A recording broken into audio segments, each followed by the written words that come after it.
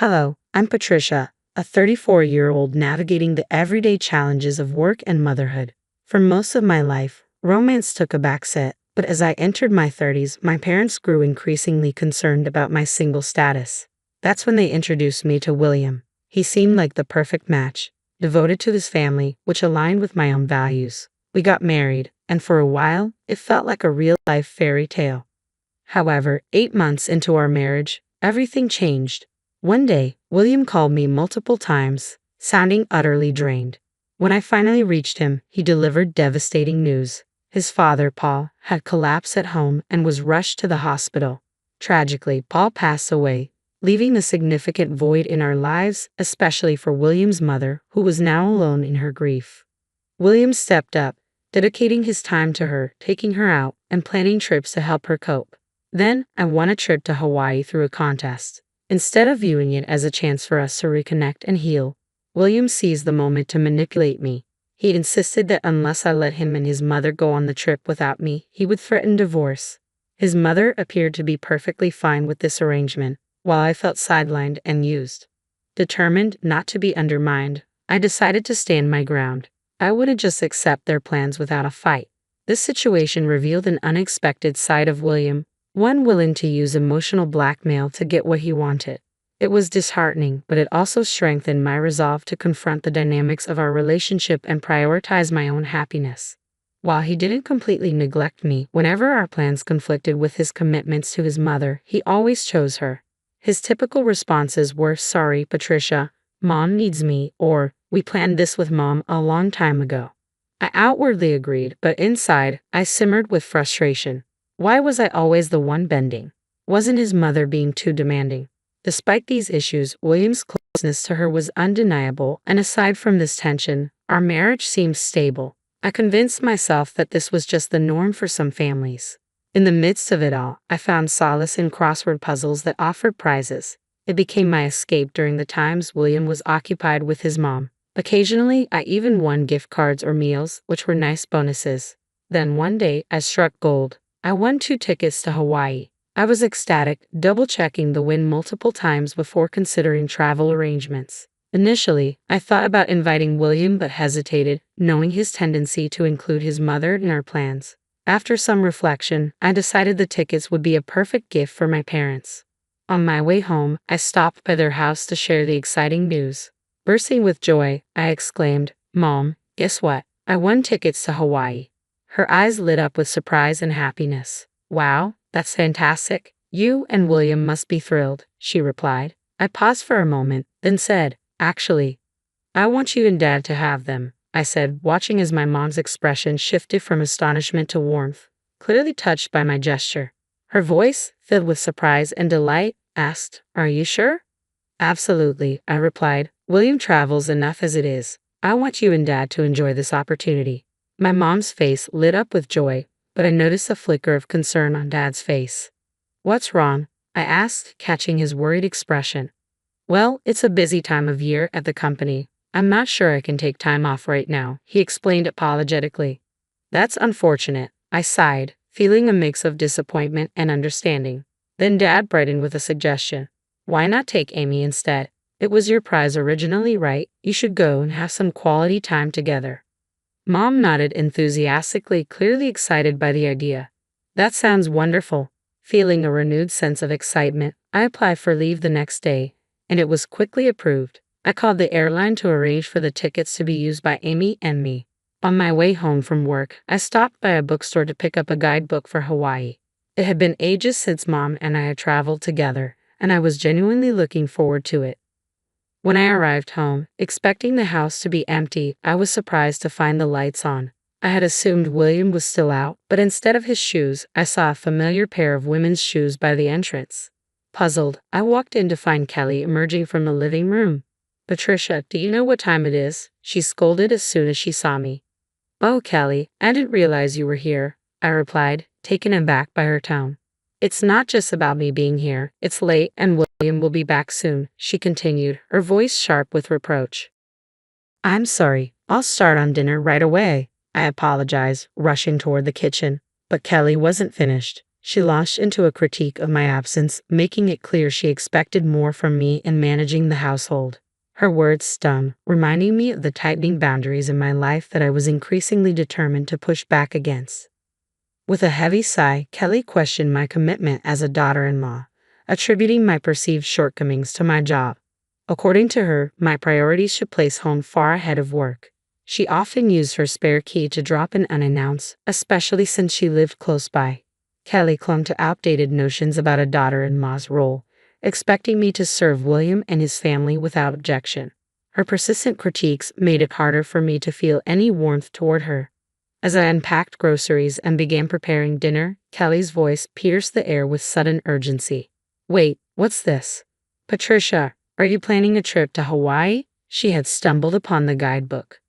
I had just purchased a few things when I noticed Kelly rummaging through my belongings. "Why are you going through my things?" I asked, frustration creeping into my voice. "That's not the point. Why are you planning a trip to Hawaii?" she demanded sharply.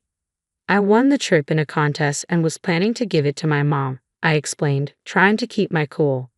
"I haven't heard anything about this. Why should I?" Kelly snapped back, her demeanor confrontational. Before our argument could escalate, William walked in. Kelly wasted no time informing him of her discovery, pointing at me with an accusatory finger.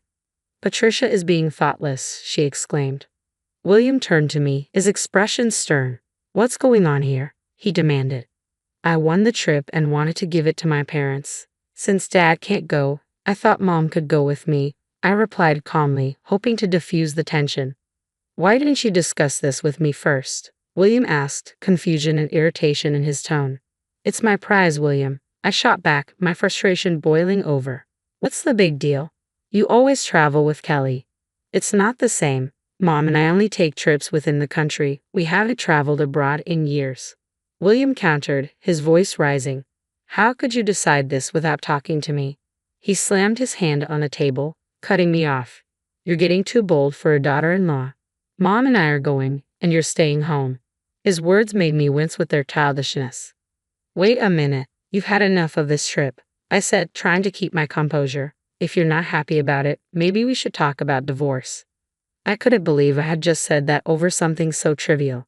It felt utterly ridiculous, but my anger flared. "I won this trip fair and square. I've already decided to give it to my mom. Can't you see the signs? For once, Mom wants to go. When does it end with you always putting Kelly first? You never consider how I feel," I exclaimed, frustration bubbling over. "I don't care how you feel. This trip is for me and Mom. You stay home and behave," William insisted coldly, his dismissive tone chilling my affection for him. It was clear that I ranked lower than Kelly in his priorities, and I couldn't keep dealing with this ridiculous dynamic. "Fine, do what you want and enjoy your trip. You should have listened in the first place," I replied calmly, trying to keep my composure. "Do what you want," William retorted dismissively, a far cry from the caring person I once knew. Meanwhile, Kelly looked smug and victorious, relishing the turn of events. Needing space, I resolved to leave the house while they were away on their trip. The distance would give me time to think and perhaps figure out how to navigate this deepening rift. I decided to let William and Kelly go ahead with their vacation plans. The next day, I called the airline to transfer the tickets to William and his mother. However, the conversation took an unexpected turn. The airline representative sounded concerned as they informed me, "I'm sorry, but once the participants are confirmed, we can't change them." "Is that so?" I asked, a wave of disappointment washing over me. "Yes, and this ticket requires the actual winner to be one of the travelers. So if it's your husband and mother-in-law, the ticket won't be valid," the operator explained. "So if I don't go, the ticket is useless," I clarified, seeking confirmation. "Exactly. Please check the documents we sent you. They mentioned this condition," they advised. After reviewing the documents, it became clear that only I, the winner, could use the ticket, and it couldn't be transferred. I decided not to tell William and Kelly right away. Instead, I made plans for them to travel at their own expense if they chose to do so. That evening, after returning from work, I casually brought up the Hawaii trip to gauge William's thoughts. "So, how about that trip?" I started. "Did you talk to the airline? Are Mom and I all set to go?" he asked eagerly, excitement evident in his voice. "I did call them," I said, handing over the winning documents along with the tickets. Here are the documents and the tickets. I only need the tickets, William replied dismissively, waving off the papers. But there might be important details in there, especially since it's an international trip, I suggested, hinting at the necessity of understanding the ticket conditions. I don't think I need to. Mom and I are just excited about the trip. He brushed off my concerns, his focus solely on the upcoming vacation. As William skimmed over the importance of reading the fine print, I felt a mix of frustration and resignation. It was clear that he was overlooking crucial details that could affect the trip's feasibility. I've got it covered. We're efficient, unlike you, he retorted dismissively. Fine, whatever. I'll leave them here just in case, I replied, placing the documents on the table, knowing William might overlook the vital information they contained. As expected, on the day of their trip, after making sure William had left, I packed my bags and headed to my parents' house for a quiet stay.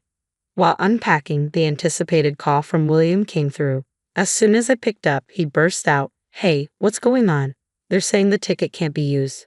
"That's right. If the winner doesn't go, the ticket is invalid," I explained calmly, trying to keep the conversation neutral. "What? Why didn't you tell me this earlier?" William demanded, confusion and frustration in his voice. "I did tell you, remember? I mentioned it might be a good idea to read the instructions," I reminded him, hoping he'd recall our earlier conversation. "You mean it was written in those documents you gave me?" William asked, frustration evident in his voice.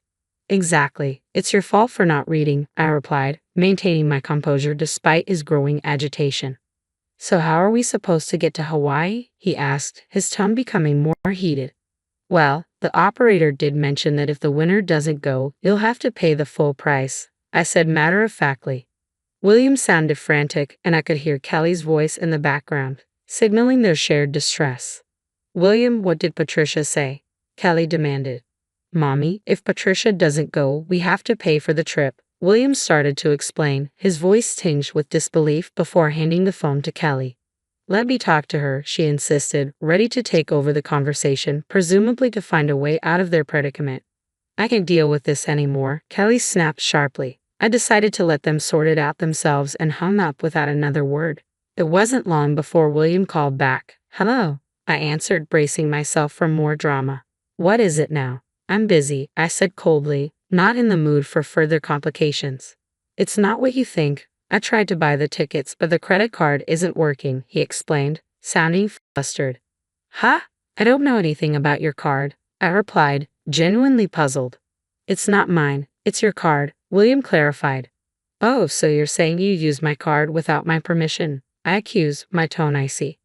"I just need to fix it now," he insisted. When I checked my wallet that morning, my card was missing. I had a hunch and immediately froze it. "I realize why you're having issues," I said, understanding dawning on me. "I knew you stole it," William retorted angrily. "Are you kidding me? I was planning to shop with that card abroad." I shot back, my frustration mounting. "You freaking witch," he snapped, his voice harsh and unrepentant about taking the trip or using my card without permission. Fed up with his selfish behavior, I coldly rebuked him. "What a jerk. Who are you calling a witch? After mocking others all the time, you should just go to hell." "What? Who are you talking to like that?" William asked, sounding offended and taken aback. "Honestly, calling out for mommy is creepy," I replied, highlighting the oddness of his dependency. This situation had escalated beyond simple travel plans and revealed deeper issues in our relationship. "If you love your mom so much, maybe you two should just stay together. I can't handle being married to a mama's boy. There's no point in us staying together," I declared, my voice heavy with exasperation.